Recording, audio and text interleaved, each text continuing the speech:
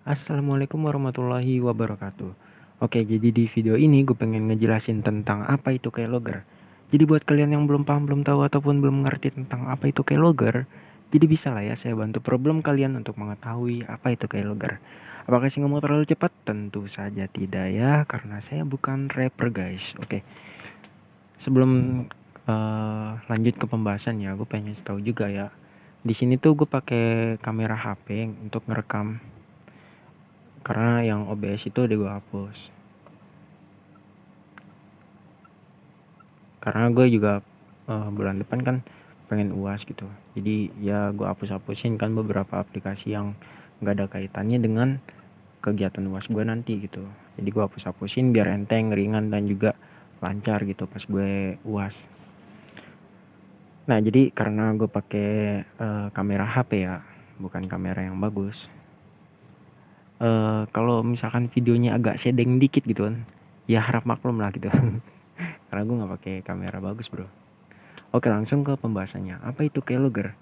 Jadi gini, keylogger itu merupakan salah satu teknik atau metode hacking yang paling banyak digunain oleh hacker ataupun cracker gitu untuk mengetahui atau mengambil data username dan juga password kita gitu. Tapi sebelum lanjut, kita pengen minum dulu ya guys. Ntar ya, gue minum dulu. Haus gue bro.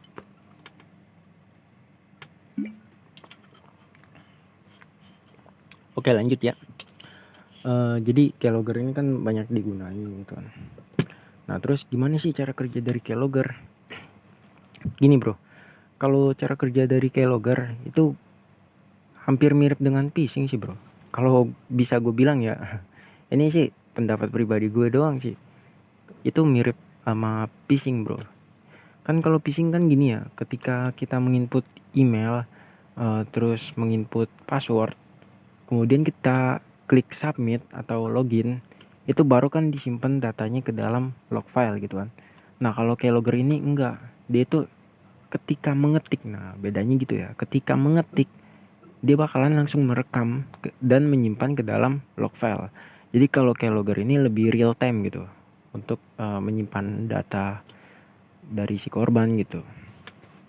Tapi ya tetap sih ada kekurangan dan juga kelebihan dari masing-masing teknik gitu.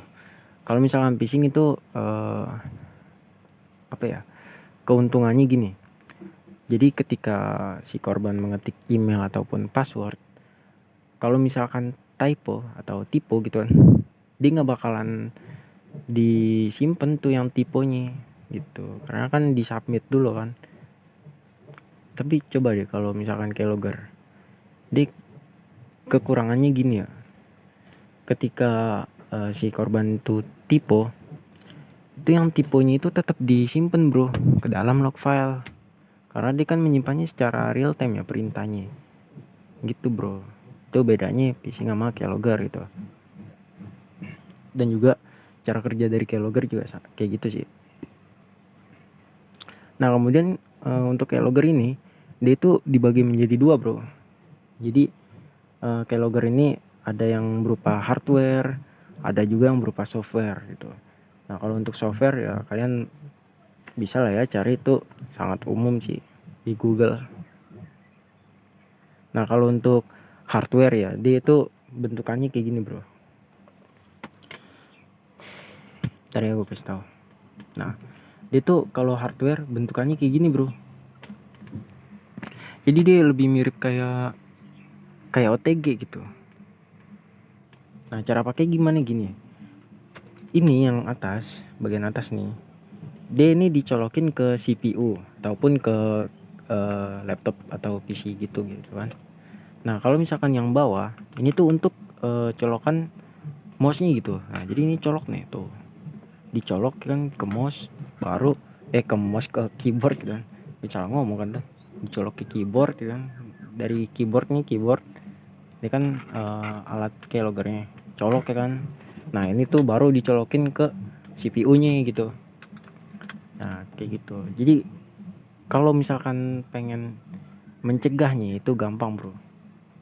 Kalau untuk hardware ya, yang pertama ketika lo pengen pakai komputer di warnet kayak atau komputer orang kan, lo cek belakang tuh atau cek di colokan kabel keyboard nih, kalau misalkan ada tambahan colokan yang kayak tadi tuh, alat yang kayak tadi, nah itu lo cabut aja, lo timpe kayak gitu. Enggak canda-canda, itu sesat, nggak boleh ngambil ya, walaupun dia itu berbuat jahat, tapi jangan ditimpe lah gitu, punya orang itu nggak baik. Nah jadi itu lo cabut aja kan, lo buang kayak gitu kan, lo kasih ke orangnya. Nah terus kalau yang untuk aplikasi ya, mungkin ini pengalaman gue ya, ketika gue menggunakan keylogger di HP. Kalau misalkan lo pakai HP, entahlah HP orang atau HP temen lo gitu kan, lo cek dulu keyboard HP-nya gitu.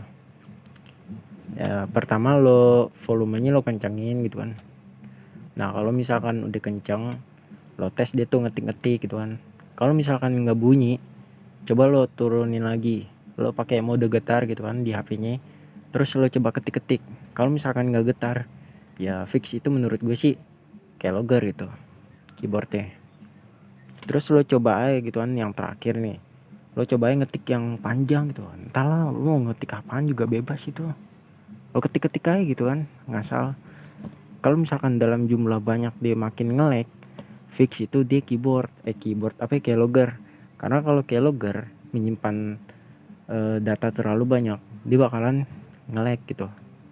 Karena ada limitnya juga sih sebenarnya itu. Itu kalau yang gue praktekin ya ketika gue pakai keylogger kayak gitu. Semakin banyak kita mengetik, maka akan semakin nge-lag juga keyboardnya gitu. Ya kurang lebih kayak gitu ya untuk penjelasan keyboard keylogger gitu. Ya sorry ya bro, gue agak salah dalam ngomong.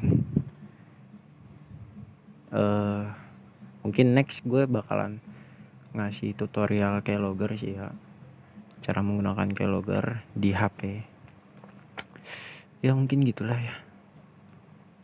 Sorry ya bro, gue nggak jelas. Mungkin videonya sampai sini aja dulu ya. Oh ya,